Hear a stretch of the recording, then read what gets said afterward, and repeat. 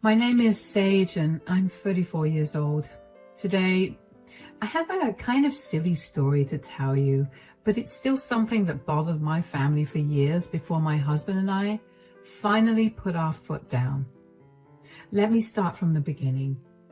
I met my husband Matt when we were in high school. We were good friends, but we never dated. After we graduated, we lost contact with each other because we traveled to different states for college. After graduating from college, Matt came back to our home city, and a year later I came back too. We happened to run into each other at a grocery store and went right back to hanging out like we did back in high school. We developed feelings for each other, and after dating for 3 years, we got married. Our relationship was perfect. Matt and I were always on the same wavelength, and there was almost nothing that we disagreed on. So when Matt asked me if I wanted to start a family only a few months after we got married, of course I agreed. We were both in stable jobs and were more than financially ready for a child. We began trying for a child, and after 6 months of trying, I became pregnant with my son, Corey. Corey has been the light of mine and Matt's life, and we've done everything we can to protect him and make sure that he's happy. You might be wondering what exactly we needed to protect him from. Well, allow me to answer that question. My mother-in-law, Wendy, is a bit of a nightmare. Back when we were in high school, I remember she would do anything she could to embarrass Matt. She would show up to pick him up in the most bizarre outfits, or she would blast the most embarrassing songs.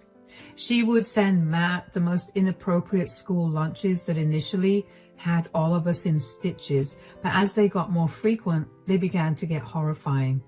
Anyway, I'd assumed that she left that back in the day, but apparently she loved to terrorize kids. Wendy and I had a cordial relationship. We didn't hate each other, but we also weren't each other's biggest fans.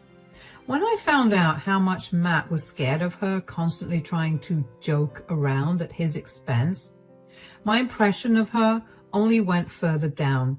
I only kept the relationship cordial because she was still Matt's mother at the end of the day, and I did not want to disrespect her.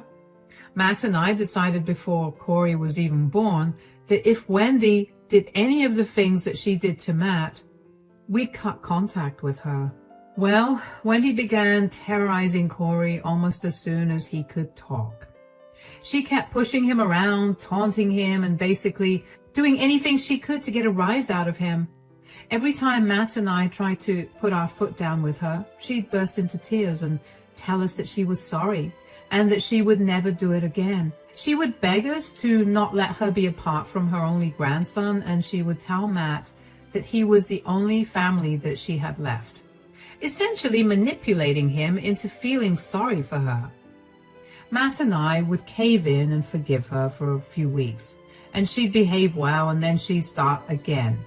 This went on for 3 years, which is something I deeply regret. And then one day, Wendy came over to spend time with us when she suggested that she'd take Corey to the park for a walk. I was hesitant about sending him with her because I made it a point to only let Corey be around her when Matt and I were present. She usually never made any of her jokes when we were around, but Wendy was very insistent about taking Corey to the park. And when Corey heard that he could go to the park, he also started begging me. So I told them that they could go, but they had to be back in half an hour. I gave Corey some cookies to snack on and sent him on his way with Wendy. Half an hour later, Corey comes into the home and is bawling. I didn't even ask Wendy what happened. I tried my best to calm Corey down, but he refused to tell me anything other than, "Nana was so mean." When Corey was slightly calmer, I went to Wendy and I asked her what she had said to him. "What did you say to Corey?" "What do you mean?" "He's been crying and he won't tell me what you said to him." "How do you know that I said something?" "Well, he wasn't crying when he left the house with you, but after he came back, he's been crying nonstop." "So? It could have been one of the boys at the park that said something mean." Corey told me that you said something mean to him. Can we not play this game? Just tell me what you said. I didn't say anything mean. I was just pulling his leg. Corey, sweetie, come here. Yes, Mama?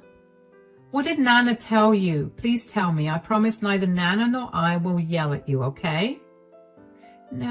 Nana said that I was an ugly duckling and that I will remain ugly forever because I did not share my cookies with her. What? Wendy? Why would you say that? Are you seriously laughing right now? Corey, I promise you that what Nana said isn't true. I'll talk to you in 5 minutes. Until then, you can go play. Oh, come on, stop coddling him. It was just a bit of fun. Plus, it taught him the importance of sharing. Your fun hurt Corey. Nothing about that was funny. How could you say something so mean to him? You seriously don't think it's funny? There's nothing funny about destroying a child's self-esteem. You know what? I've had enough of your stupid jokes. There's no need to be so serious about it. It's all just fun and games. It's not fun and games for Corey. Every time I let you be around him without supervision, you find some way or another to make him cry. And then Matt and I have to spend hours consoling him and trying our best to make him forget about your mean words and actions.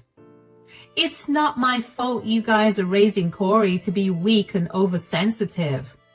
I'm just trying to toughen him up for the real world.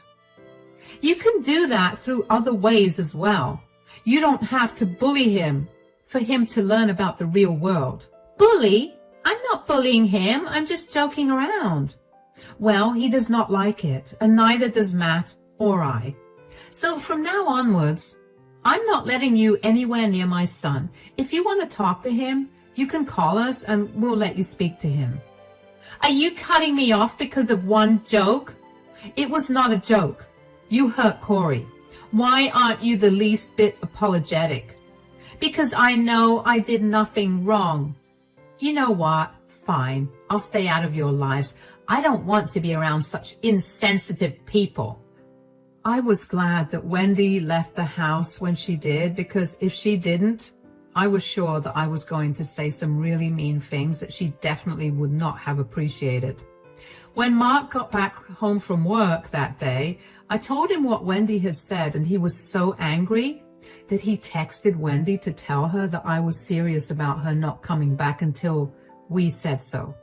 Wendy realized she messed up again and tried her best to get us to give in and forgive her, but we simply couldn't bring ourselves to do that. Instead of responding to Wendy, Matt and I did what we always did when Wendy upset Corey. We spent the next few days doing everything he liked so that he would feel loved and happy. After a few months, Matt and I decided to forgive Wendy, but we would not allow her to be around Corey at all. It was something that Corey was happy about too. I kept my distance from Wendy, but I let Matt treat her however he wanted because she was his mother.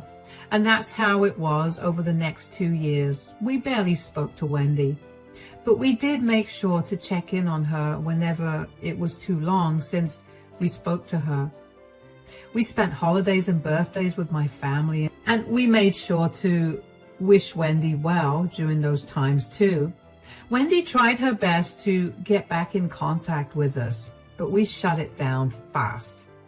The thing is, she was never genuine about her apologies. She was frustrated that we weren't giving in again, so she'd switched from apologizing to mocking us.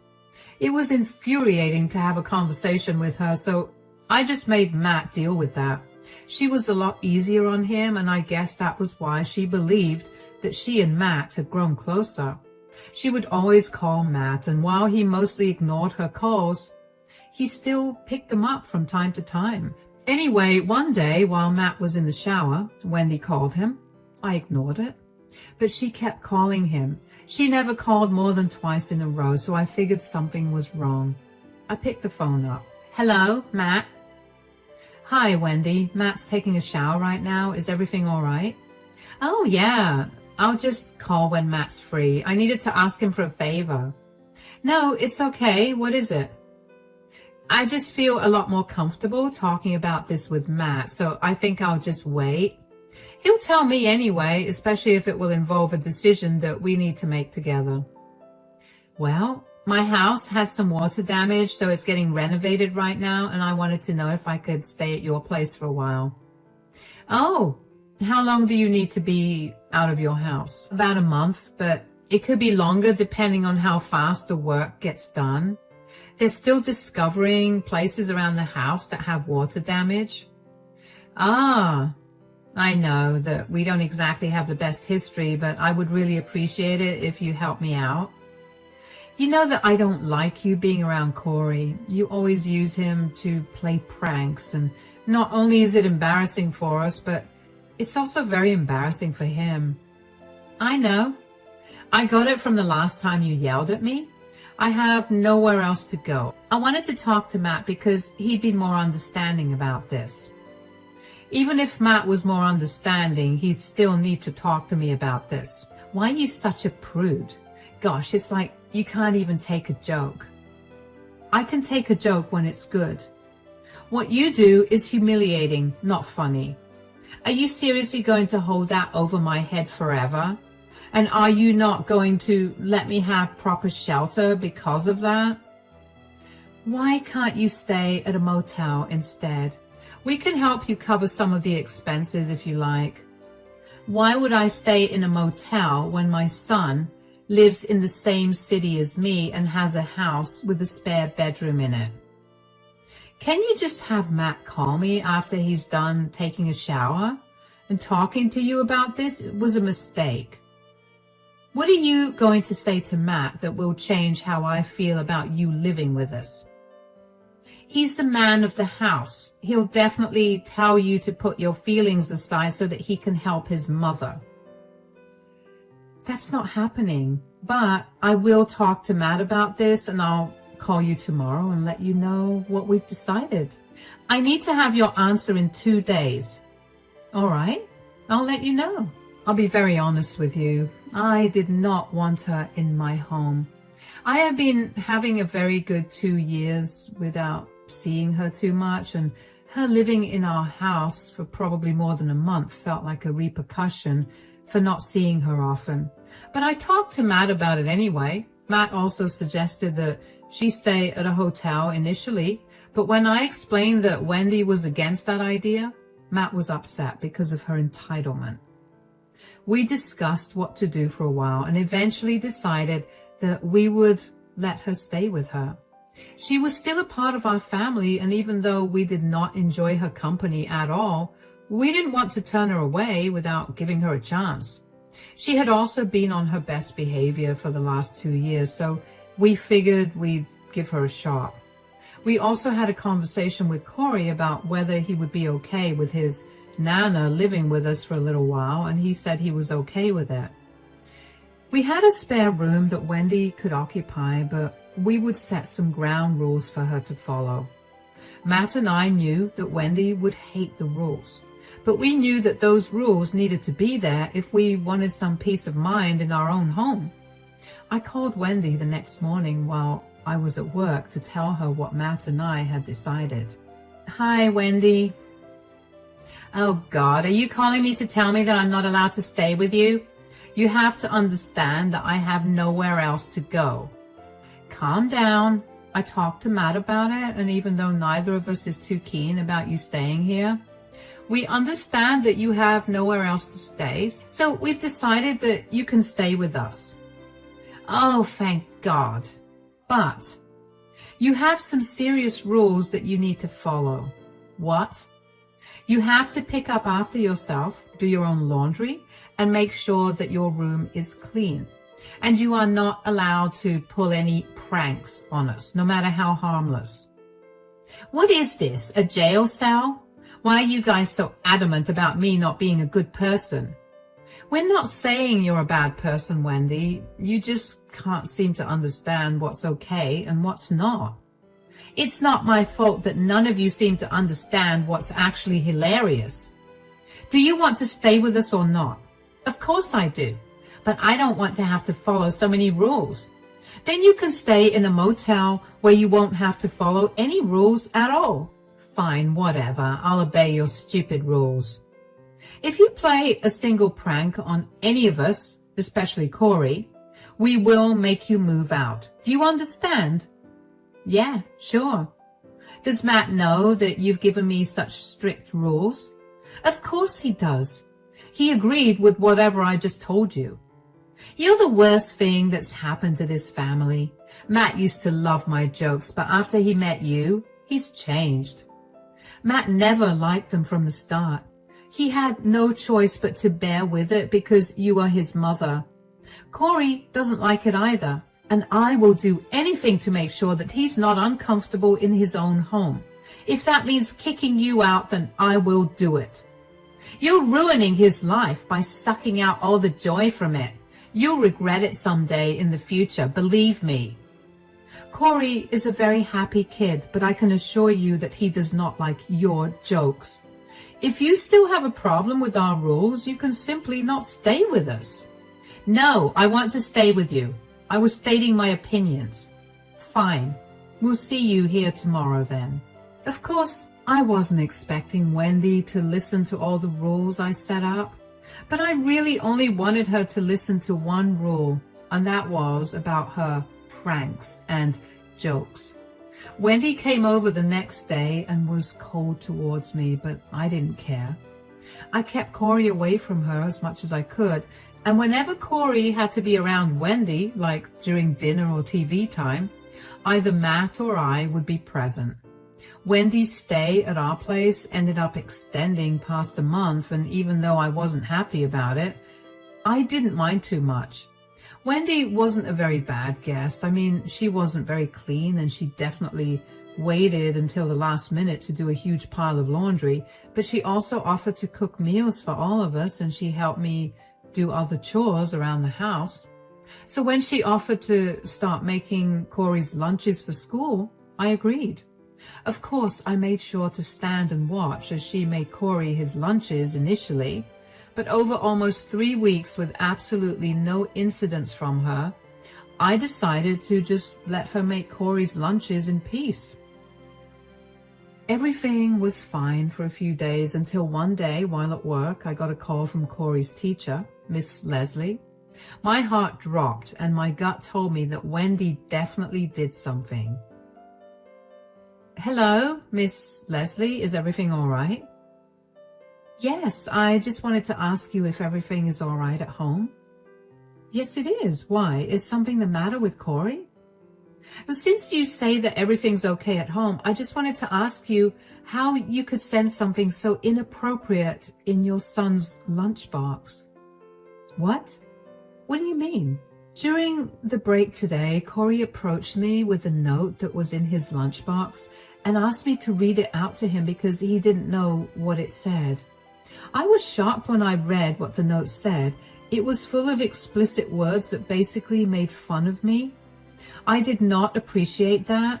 I will have to take this matter up with the principal and probably the school board.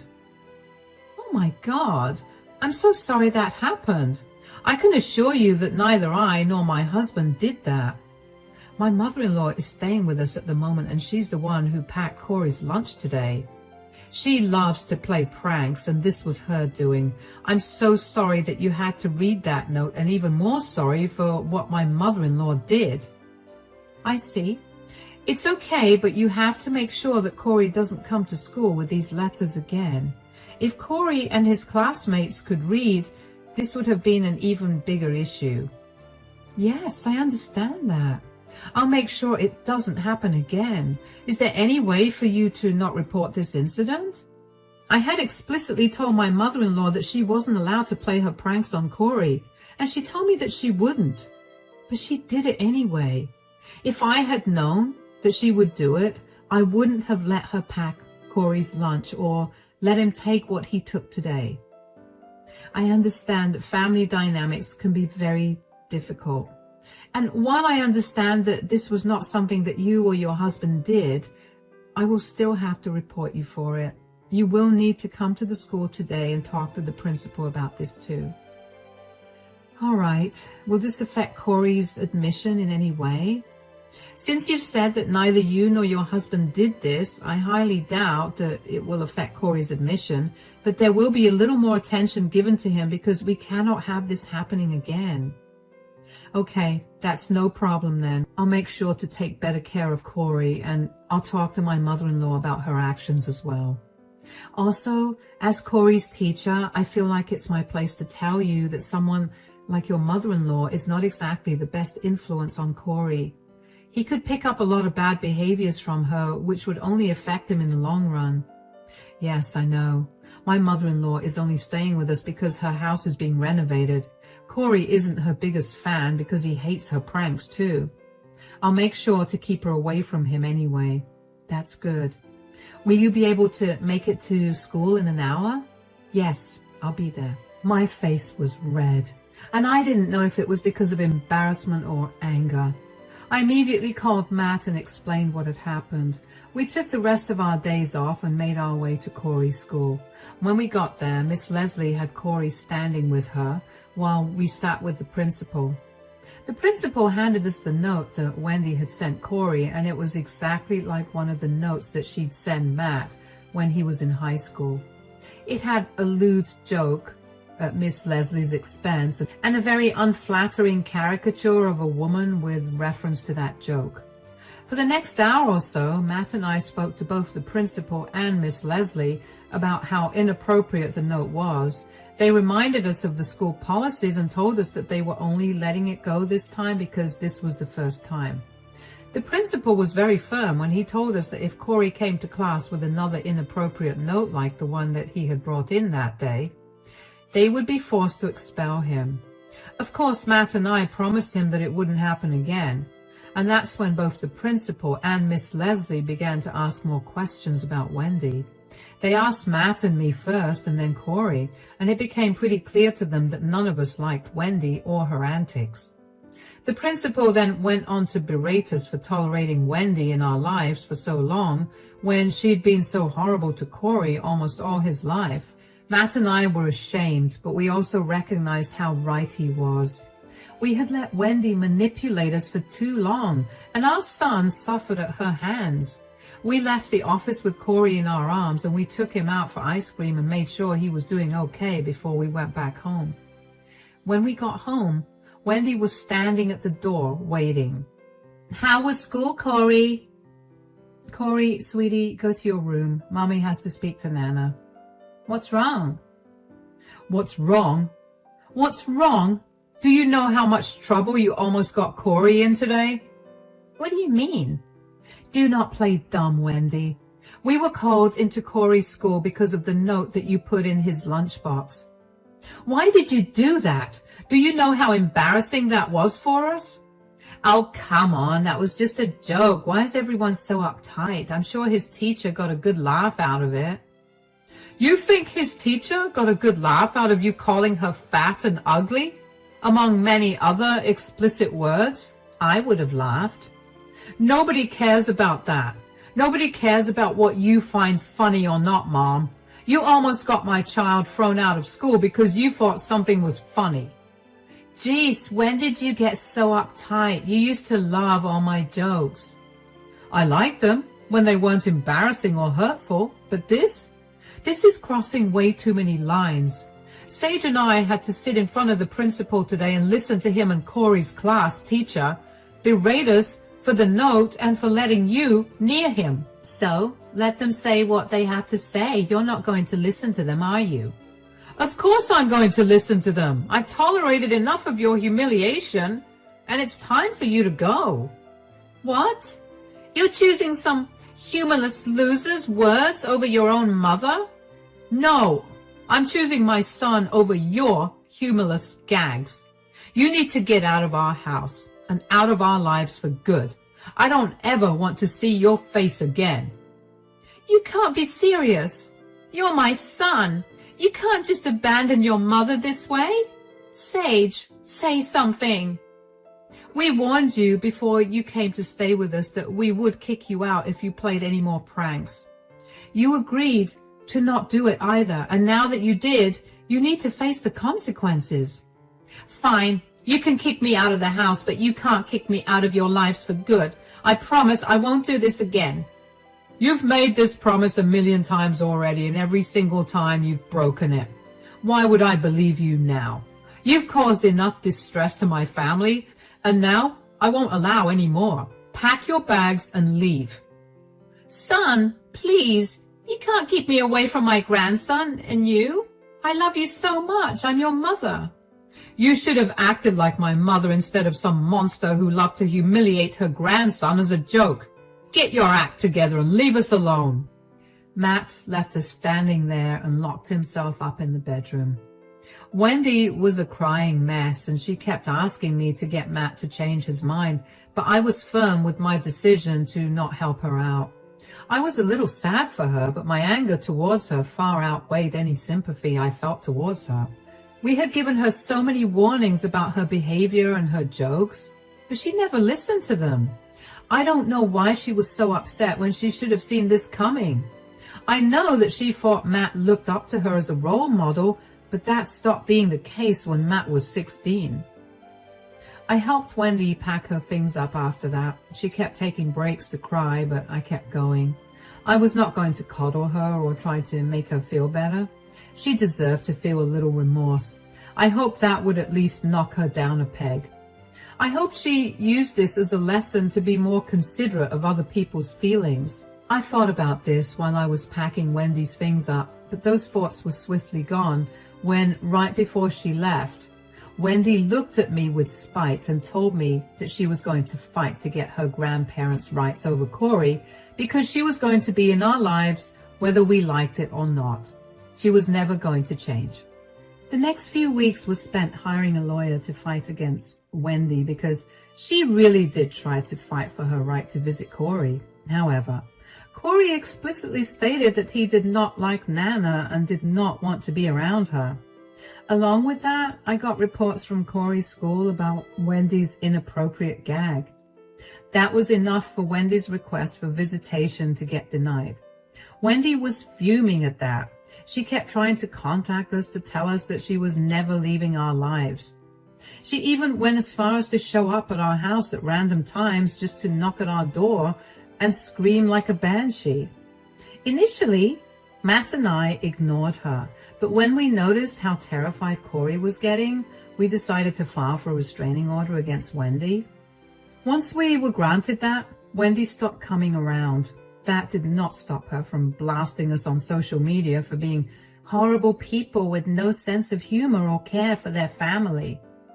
Matt and I decided to block her and move on with our lives. Knowing that Wendy isn't going to be a part of our lives for a very long time is a very comforting thought. I feel a lot more at peace, and Corey is even happier. He no longer has nightmares or worries about every little thing. I don't know what's been happening with Wendy, and I don't care to know either. We're back to being the perfect, happy family, and there's nothing better than that.